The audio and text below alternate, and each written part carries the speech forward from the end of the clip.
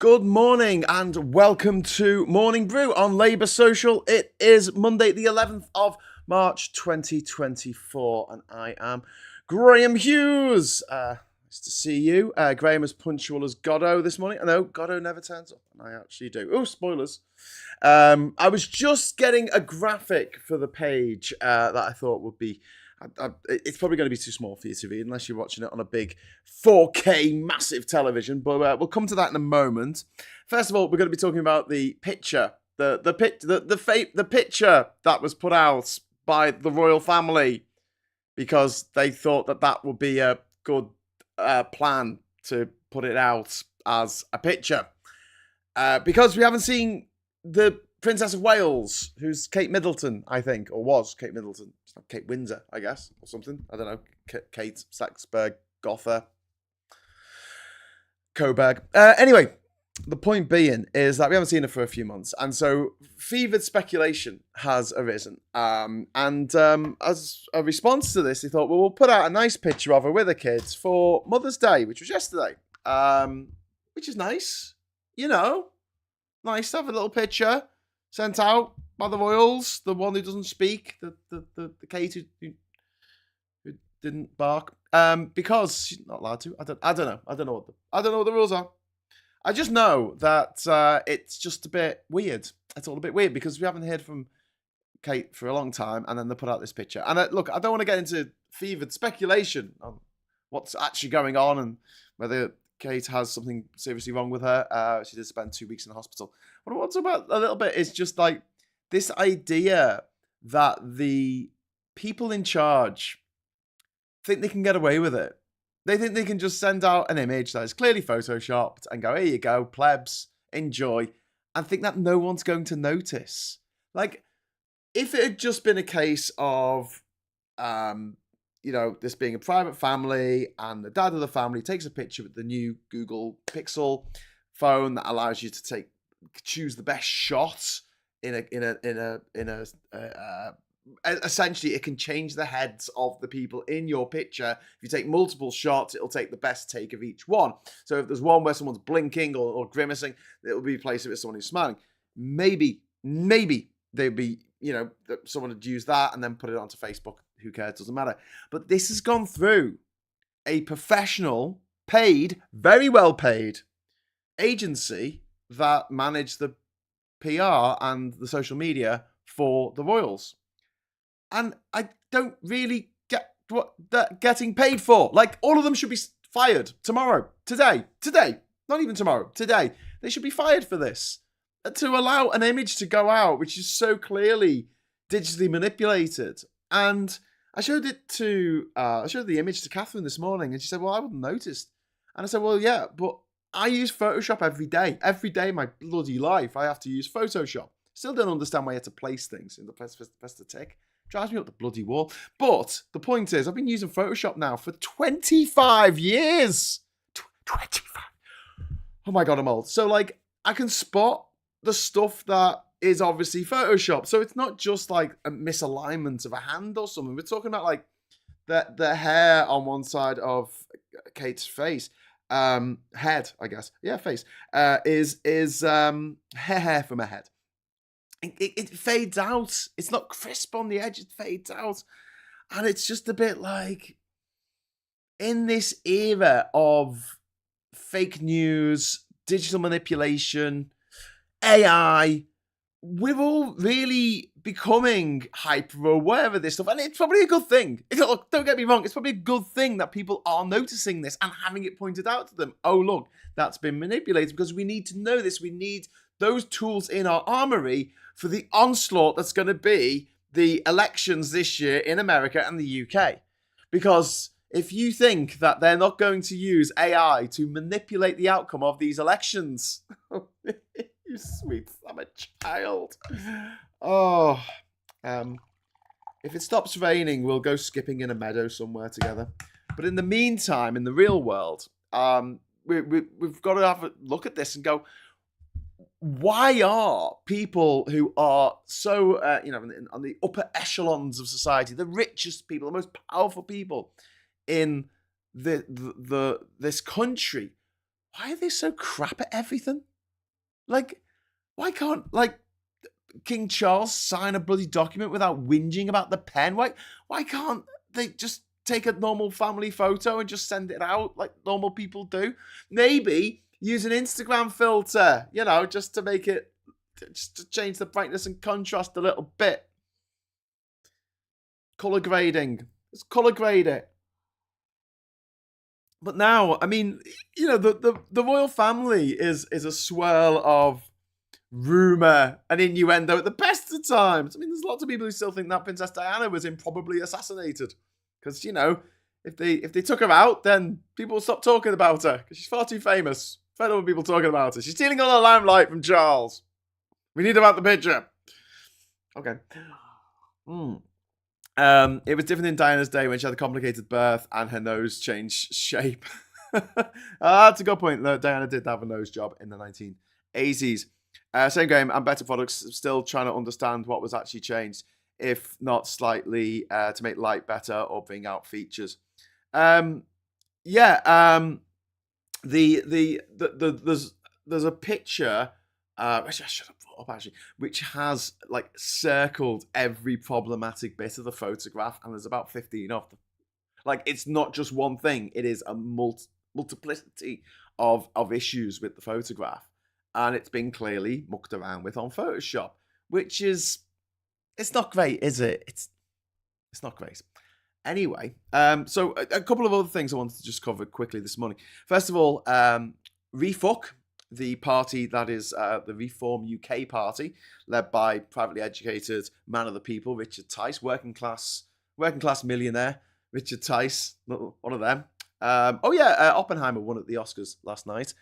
Emma Stone won for Poor Things, beating Lily Gladstone, who I think should have won it for Killers of the Flower Moon. But I can understand why they went for Emma Stone, because in Killers of the Flower Moon, Lily Gladstone's performance is very understated. It's very stoic. It says more with less, whereas Poor Things is very flamboyant, very there's very theatrical, we'll say, and so I can understand why the Academy went for that. Also, in Poor Things, Emma spends most of her time with her clothes off, so I don't know if that helped. A little bit of architectural sexism there in the film industry. Anyway, moving on. So Oppenheimer won for Christopher Nolan, and I was thinking about this because I was thinking, how I see everything through a bit of a filter of who's privately educated and who's not, because if you are privately educated, it turns out I've been wrong all these years saying it was like, 5 times, 12 times more likely for you to get a top job. 94 times, my friends. 94 times more likely to get a top job if you went to a top British private school. 94 times. So, Christopher Nolan, great filmmaker, bit weird, but great filmmaker, privately educated. So he was my 867th, I think. No, 873rd, I think. 807. I'm going to say that. You can have a look. privateschoolmafia.com. I think Christopher Nolan was my 873rd name on the list. And he won the Oscar last night, which is great. And he makes really good films. I don't say he doesn't. I'm not saying these people on the list aren't talented. I'm just saying it seems to be a little bit easier to get into these kind of industries if you've been to private school, like Benedict Cumberbatch or Olivia Colman or Eddie Redmayne or Daniel Radcliffe. Okay, I'm not going to go on. Right, Oscars not based on quality. No, definitely not, says Skitch. Yeah, well, I remember 1994. Well, it was the 1995 ceremony, but it was the Oscars for 1994 films, in which Pulp Fiction and Shawshank Redemption were up against Forrest Gump. Guess which one won? Anyway, so yes, going back to Richard Tice. So he is making announcements for some reason at half 10, I think, this morning. So we can all speculate on what it's going to be. I was hoping maybe they're all going to squeeze themselves into a Titan submersible and go for a trip to the bottom of the Marianas Trench. But I don't think that's going to happen. But yeah, so this brings me to what I really want to talk about today, which is, and join in the chat or whatever, is this. This is the mental well-being chart that's been put together by a group called Sapien Labs, and they have It's not every country in the world, it's not every country, but I know it's really small on the page there. But what I'll do, I can actually do this, right? Mental well-being dimensions across countries, and we'll go down all the way down here in real time. Really great animation skills there, Graham. Thank you. To where the UK is, which is second to bottom. I don't know if you can see it, but it's second to bottom above Uzbekistan, with the second worst mood and outlook, the second worst social self, the what even worse, in fact, the worst in the world for adaptance and resilience. And here's the one I want to focus on next to it. If you have a look to next to United Kingdom, drive and motivation, 59. It's the lowest in the world. This is mental health quotient. And yeah, drive and motivation, 59. The closest lowest is Australia and Ireland, which on 66. So we're substantially lower than they are. And if we go and have a look at the top of the graph here, if you can remember what the things were, the Dominican Republic is on 108 for that same drive and motivation. Why would British people be so unmotivated? Well, I've got a few ideas. I think that one of the big things why people in this country are so not motivated is because, and thank you to Maggie Pie there for the £2 super chat. We fuck are the Tories, but supercharged, say no more. I think they're probably going to announce that they're going to make us leave the European Convention of Human Rights. Ha ha ha. But yeah, I think one of the big problems is the lack of social mobility, and also this world in which this country in which we live, in which people are taught not to be happy with what they've got. And I'll tell you a little story. Gather round. It's story time. Long time ago, I was in a pub on Lark Lane in Liverpool, and I think it might have been the Albert. Anyway, and Chestnut Brown, who's the people's poet of Liverpool, came in, and he said, "Does anyone want a poem writing?" And this is a thing they used to do. I used to go around the pubs and write poems for people, and if you liked his poem, you give him a few quid for the poem, bespoke poems. And at the time, I had just split up with my girlfriend at the time, and I was feeling a little bit down, and my mates thought, I'll write a poem for Graham and about his girlfriend, or about the end of his relationship, or whatever. And there was a great line in it that always stayed with me. This is like 20 years more, plus, well more than 20 years ago. And it was this. It was, look at the donut, not the hole. I thought, actually, yeah. And I try and live by that. Look at what you've got instead of just obsessing over what you've not got. And that is a huge problem in the British psyche. We absolutely fixate like nobody else on the stuff we haven't got. One of the top countries for mental health quotient was Panama, came fourth in the world, and I lived in Panama. And it's interesting being there because you'll meet people who are quite wealthy, not even by Panamanian standards, they're quite wealthy by British standards as well. But their house is a bit of a tip, like it's not particularly nice, it's not all furnished in a nice way, it's all like nothing fits. The electrical circuits, it's not perfect. Things are sticking out from the walls. The doors don't close properly. But it'll do because people in Panama, not all of them, obviously, hashtag not all Panamanians, they're not that arsed about, material stuff so much. They're not bothered about having a nicer garden than the neighbours. They're not trying to chase the error. They're not trying to fill the hole in their life. They go, okay, well, what's important to me? Well, good times, my friends, family, good times again. Whereas in the UK, we're more like, oh no, I haven't got a Ferrari at the age of 24. I'm a failure. Oh. And then we've also got the problem that there's so little in the way of aspiration in this country. And I say this because the only people who seem to get ahead, who didn't go to private school, are lottery winners and effective lottery winners, i.e. they've been incredibly lucky, or stupidly talented. So you can be mediocre as Fook and still manage to become the Prime Minister of the United Kingdom, or the in charge of the health, in charge of Secretary of State for Health, During a pandemic, Matt Hancock, decidedly average, a very, very average human being, a very average person with average abilities. Some might say incompetent, some might say. But there's no way he would have risen to a role that lofty had he not gone to a private school. It's as simple as that. It just doesn't happen. Well, maybe it does happen now and again. Liz Truss is a good example of that, but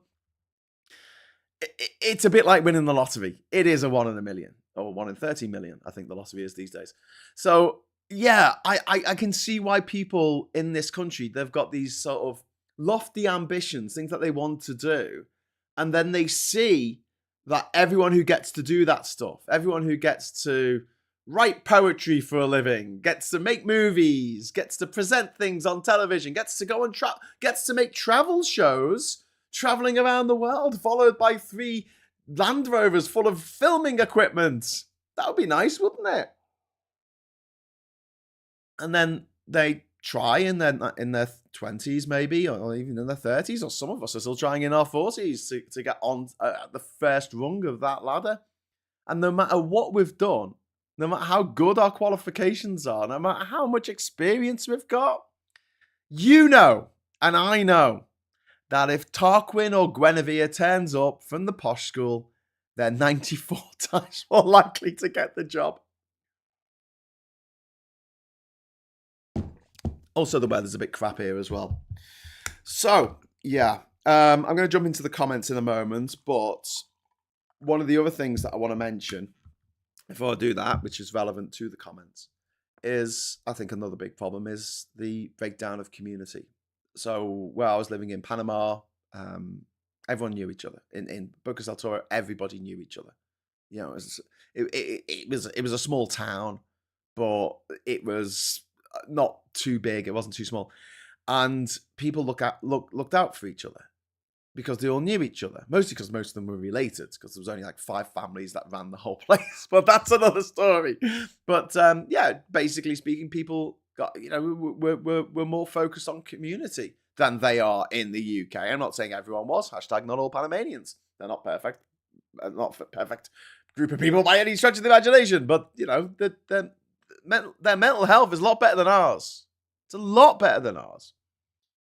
Maybe they're not bombarded every day with stories about what you should live, how you should have a job, how you should have a house, how you should have a fancy car. And if you don't, you're a failure.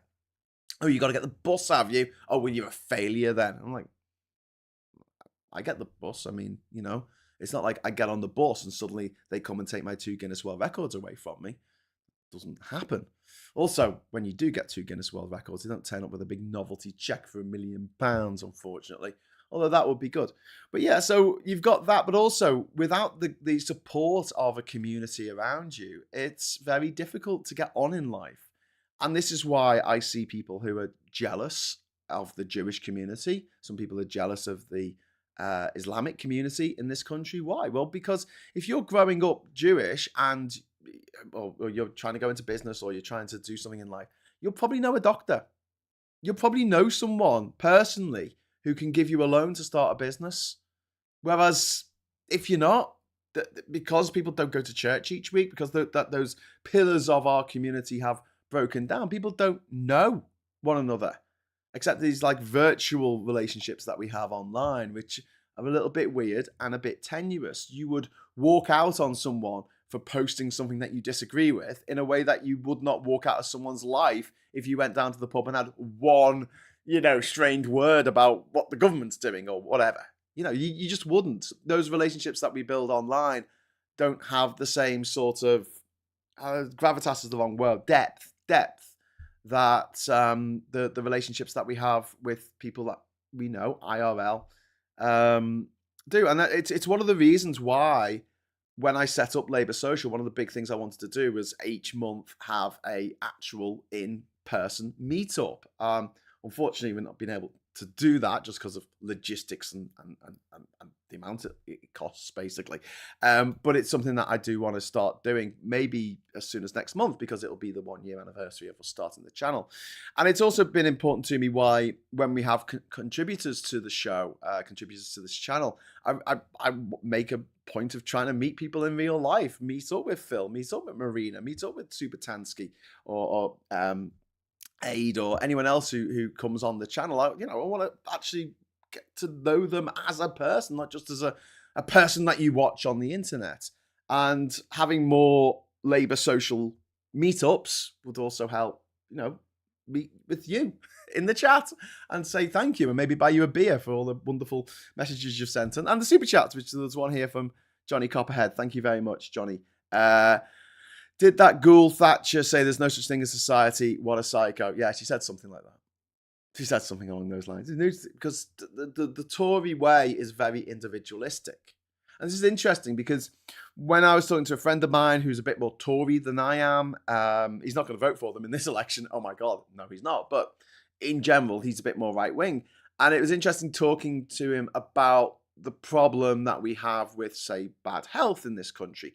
I was blaming a system. I was saying that I feel like it is a systemic failure of the state and the NHS, which is not the NHS's fault, but because of chronic underfunding and lack of initiative by the government to actually address health issues. It's a national health service. It's not a national sickness repair service. It's a health service, and it should be helping people to be more healthy. So things like having subsidies, government subsidies for fruit and veg. I don't know why that's not in place. We have government subsidies for oil. Oil! That's destroying the planet. That's probably making people a bit depressed, isn't it? The whole fact that the world's going on fire. We just had the wettest February on record. Probably this is going to be the hottest March on record. I mean, the sea temperatures have gone up through the roof. Like, it's really panic stations there. But, oil, subsidies. So I'm making up new words here, like goddamn Shakespeare. It's like, what? No, subsidised fruit and veg. So when you go to the supermarket, you might as well get some fruit and veg because it's so bloody cheap. Not that it lasts more than a couple of days since Brexit. Anyway, JOB on Discord, Graham. I don't know if I go that far. I can try. I can't believe Graham says we're not special to him. That's not what I'm saying, Scott. I'm saying that in order to have a deeper relationship, it's got to be more than just internet. I'm thinking like Facebook friends. You got Facebook friends? You've got people you've never met in real life, but you mates on Facebook, maybe because of mutual friends or whatever. And your relationship with them is never going to be as deep and meaningful as someone who you know in real life. That was my point. I'm not saying that you don't matter. Far from it. I'm saying you actually do. And one of the things I would like to see is more meetups in real life. But also, I want to see more community meetups. I want to see weekly town hall meetings, village hall meetings around the country, where the MP for that area, councillors, meet with the people who live there. And then afterwards, everyone has some orange juice and biscuits and beer or something. And there are these buildings that have already been built, and they're beautiful. I mean, a lot of them are in need of repair and roof work and stuff. But there are these buildings that sit empty most of the year that could be repurposed, at least for one day of the week, for people from all faiths and backgrounds to meet up in and, have a discussion about their local community and what needs doing in their local community and get to know their neighbours. I think this is really, really important for our mental health. I do. So, anyway, that's my take on it. Someone's going to correct me in the chat. Isn't what's going on politically and socially bad for people's mental health? Yes. Yeah, the Tories have been in charge for 14 years. I mean, that's the elephant in the room, isn't it? The people who have made everything worse have been in charge for the last 14 years. The bit of hope that we're sort of clinging to is that Labour are going to not just win this next election, not just demolish the Tories in the next election, but actually deliver a little bit of respite from what the Tories have done to us. And that is the hope. No word of a lie, there's more community in prisons than out here. That's from Tox. that honestly, mate, I'm not going to argue with that. I'm not going to argue with that. Christopher says a wise Jewish person said to me they focus on qualifications because they assume at some point someone will confiscate their property, but they can't take knowledge. It's a very good point, Christopher. But also, my friends in the Jewish community, they are always, wonderful, amazing people who have always gone out their way to help me, and I feel privileged to be on the periphery of that. Not being Jewish myself, but having friends who are Jewish who are like, yeah, I know someone who can help with that. Oh, I know someone who can help with that, because they have an established community.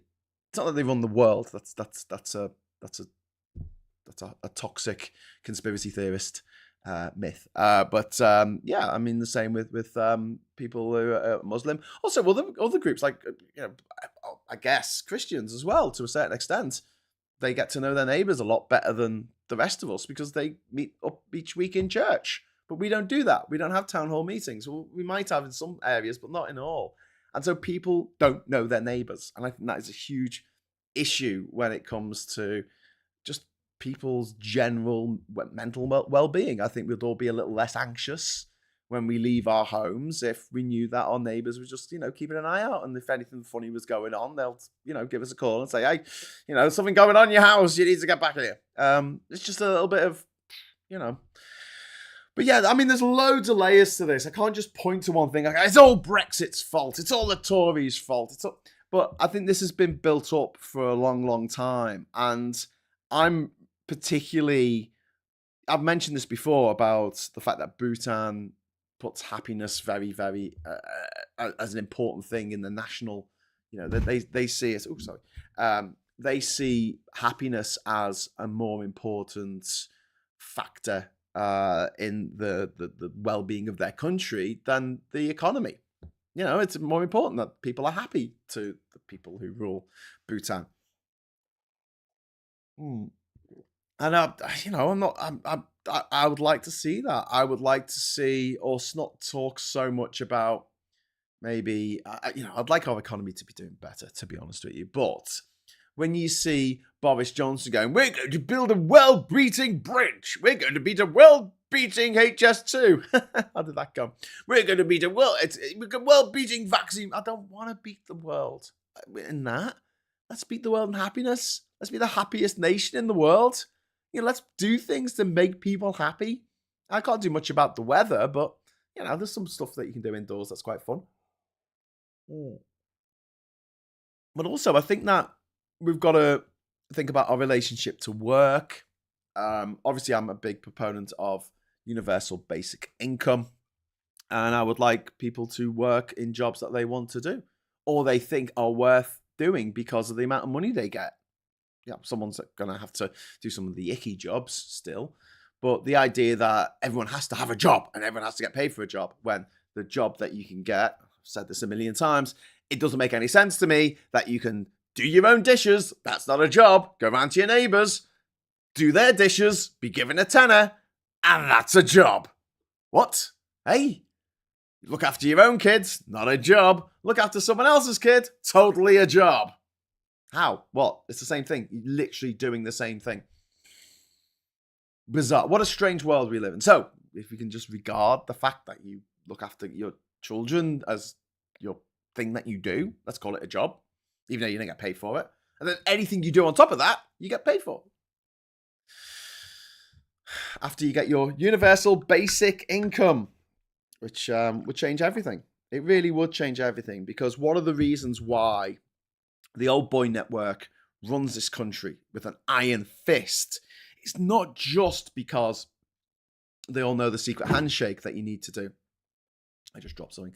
It's not because of a secret handshake. Well, not just because of a secret handshake, but also it's because they can afford to go for auditions. If you want to be an actor, go for auditions for 10 years, 12 years, 13 years of auditions, not get roles. Doesn't matter. You can live in London. In London, still make, enough money to live on somehow, working in a cafe in London, which you can obviously just drop at any moment, moment's notice to go to an audition.